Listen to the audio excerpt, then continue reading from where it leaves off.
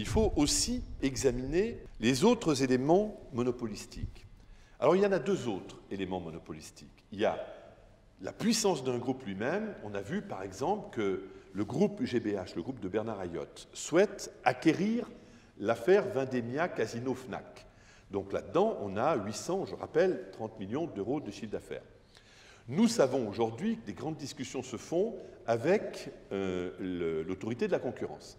En général, ce qui se fait, c'est que l'autorité de la concurrence dit « Écoutez, c'est trop pour vous, vous pesez déjà presque 1 milliard d'euros à La Réunion, donc bon, OK pour en prendre, mais moins que ça. Donc on vous oblige à vendre une partie et on vous dit sur les 830 millions d'euros, peut-être qu'on va vous autoriser à ne prendre que quelques magasins, donc peut-être à ne prendre que 200 ou 300 millions d'euros de chiffre d'affaires.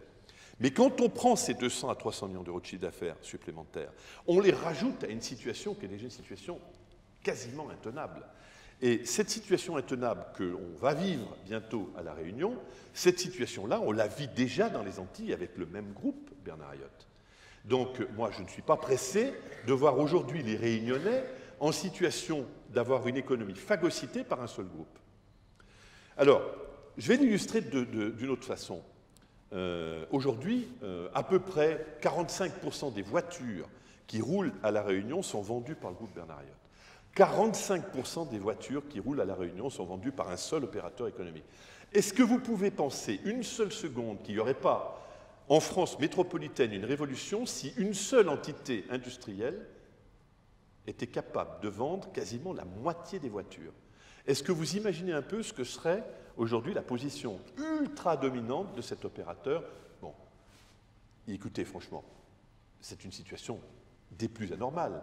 Alors, la petitesse des territoires n'explique pas tout, parce que d'autres opérateurs pourraient peut-être s'installer. Mais quand tous les secteurs sont pris verrouillés, intégralement verrouillés, l'accès d'un autre est quasiment impossible. Je vais vous parler des camions. Les camions qui roulent à La Réunion, 70% des camions fabriquent le chiffre d'affaires du groupe de Bernard Ayotte. Vous voyez, là on est à La Réunion.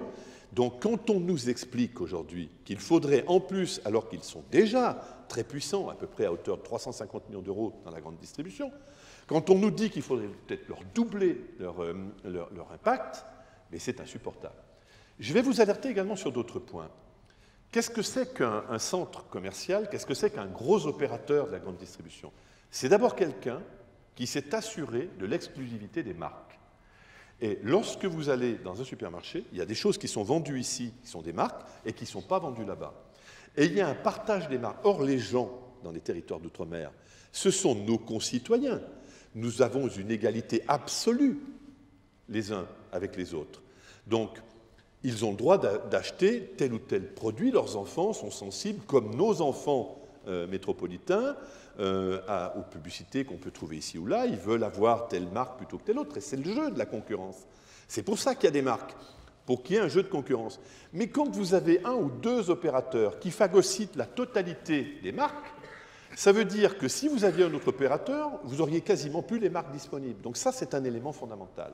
Et quand je regarde déjà le nombre de marques qui sont dans la main du groupe de Bernard Ayotte, rien que pour ça, alors vous pourriez après, effectivement, vous installer. Mais si les gens ont pris toutes les marques et s'ils sont déjà les seuls capables d'exploiter ces marques, les produits que vous avez envie d'aller acheter, il faut aller les acheter chez eux. Vous voyez, ça c'est une vision, c'est une notion encore insidieuse de la concurrence. C'est un peu là que ça se passe. Ensuite, lorsque vous avez compris comment ça fonctionne, vous êtes dans les emprises. Alors qu'est-ce que c'est qu'une emprise? Pourquoi je dis que, et maintenant c'est ma deuxième révélation, je conteste aujourd'hui, au nom de République Développement Outre-mer, je conteste la propriété commerciale que se sont arrogés les propriétaires de centres commerciaux, tous centres commerciaux confondus, je leur conteste la propriété commerciale exclusive. Parce que c'est bien de ça dont il s'agit. Un centre commercial est une emprise dans laquelle vous allez, et tout ce qui va se passer dans cette emprise-là sera régi sous les fourches caudines du propriétaire de ce lieu. Donc ça veut dire quoi? Ça veut dire qu'il capte à son seul profit, il va capter à son seul profit toute la clientèle qui va venir ici. Alors, s'il avait payé pour ça, intégralement, je vous dirais, après tout, c'est de bonne guerre. Tout le problème, c'est que nous estimons, chez République et Développement Outre-mer, qu'il n'a pas payé pour ça. Pourquoi? Parce que pour installer un centre commercial, il faut qu'il y ait des clients. Alors les clients vont venir, on va parler là du front office, c'est-à-dire des marques qu'on va avoir. On va avoir par exemple le centre commercial, il va y avoir Jumbo, puis à côté il va y avoir d'autres magasins. Tous ces magasins qui sont là sont des magasins cooptés par le navire amiral, par celui qui a le plus gros magasin. Donc ils le font soit dans ce qu'on appelle un groupement d'intérêt économique formel, donc là il y a des documents, soit un groupement d'intérêt économique informel, parce que ces gens-là travaillent tout le temps ensemble et depuis souvent de nombreuses années, qu'ils n'ont plus besoin nécessairement de signer des papiers entre eux, mais ils s'allient en permanence. Ça n'est pas aujourd'hui faire injure à ces entreprises-là que de le dire. Il suffit d'ouvrir ses yeux et de s'apercevoir que c'est tout le temps le cas. C'est la répétitivité, c'est d'ailleurs ce qui se passe aussi en métropole. La différence, c'est qu'en métropole, il y a une vraie concurrence, parce que les territoires sont assez grands pour qu'on puisse avoir des vraies concurrences. Là-bas, la petitesse des territoires fait qu'on ne peut pas le faire. Cette position dominante qu'ils ont, cette position qui a consisté à capter la clientèle, elle est obtenue par deux grands facteurs. Le premier, c'est la surrémunération, car c'est bel et bien sur la surrémunération, avec le fait que des gens ont des pouvoirs d'achat qui sont très élevés, que ces grands groupes industriels se sont installés. Et à n'en point douter, les prix que vous avez aujourd'hui sont calculés pour les gens qui sont surrémunérés et pas pour ceux qui ne le sont pas. Donc on va, nous, essayer de voir pourquoi et comment on peut obtenir une descente significative des prix. Donc la surrémunération est donc la pompe à argent principale qui a permis à ces grands groupes industriels de s'installer. Le deuxième point, c'est les infrastructures routières. On l'a vu, c'est le tout voiture dans les territoires. C'est le tout voiture. Donc les gens doivent y aller. Quand il faut aller dans un supermarché, il faut emprunter des routes. Quand il y a des promotions, il faut mettre les forces de l'ordre au rond-point. Tout ça, c'est encore de l'argent public. Deux fois l'argent public. Surrémunération, argent public. Infrastructure routière, argent public. On dit, bon, oui, mais on paye des impôts pour ça. Certes, vous payez des impôts, mais pas à due concurrence des investissements publics en la matière. Donc ça, je dis, écoutez, c'est quand même l'argent public qui vous a permis d'exister. Par conséquent, je vous conteste l'unipropriété de la clientèle qui est là. Elle ne vous appartient pas. Le flux de clientèle qui vient là, vous ne pouvez pas le capter à votre seul profit parce que l'État, la poche du contribuable, a payé largement pour vous permettre d'avoir ces emprises dont vous avez fait aujourd'hui des éléments captifs. Le deuxième point, c'est encore un point, on va regarder ça ensemble, vous allez voir, c'est très intéressant. C'est la verticalité. Là, on va parler des filières. Quand vous êtes dans les filières, je vais prendre un exemple, l'exemple des yaourts, par exemple. Alors on nous dit, ah oui, mais les yaourts, par exemple, à La Réunion, ils sont fabriqués à La Réunion, filière locale. Ah bah oui, filière locale. Alors, quand ce sont des yaourts qui sont fabriqués localement, par exemple la marque Danone, fabriquée par le groupe de Bernard Ayotte. Ces yaourts qui sont là, quand je vais, moi, dans les supermarchés, je les trouve, il y a des étalages très généreux, à hauteur des yeux, enfin bon, c'est merveilleux. Quand je prends un yaourt qui n'est pas fabriqué par le groupe Bernard Ayotte, fabriqué par un autre, en général, il a 2 mètres de linéaire et il faut se baisser un peu pour aller chercher les yaourts. Alors on me dit, oui, mais vous comprenez, ils ont une gamme moins grande. Bah oui, on comprend. Si vous n'êtes pas vendu à armes égales avec ceux qui sont les yaourts entre guillemets maison, bah vous ne risquez pas de développer vos gammes. Vous voyez, première chose. Mais ça, c'est qu'un tout petit morceau. Et je vais dérouler le fil avec vous. Vous allez voir. Pour fabriquer des yaourts, on dit, ah ben écoutez, fabriquer des yaourts à La Réunion, aux Antilles ou dans nos autres territoires d'outre-mer, ça coûte infiniment plus cher parce qu'on n'a pas la surface nécessaire, on n'a pas la clientèle, on comprend bien. On est aujourd'hui en Guyane, les Antilles, c'est à peu près 1 million d'habitants, et puis c'est un peu moins d'1 million d'habitants pour La Réunion. Bon, donc là, on comprend bien qu'il n'y a pas le marché en dizaines de millions d'habitants qu'on va trouver en métropole. Donc, dans sa grande sagesse, l'État français, qui est évidemment un des membres moteurs de l'Europe, dans le traité de l'Europe, a prévu à l'article 349 une capacité à aider les productions locales à travers des fonds. Là, je vise le fonds POSEI. Donc le fonds POSEI, c'est quoi? C'est de l'argent qui est donné pour chaque yaourt produit, pour dire, comme vous produisez des yaourts dans une situation qui n'est pas égale en termes de capacité de production avec ce qu'on peut travailler en masse, on va vous compenser, ce sont des fonds de compensation. Hein, d'accord?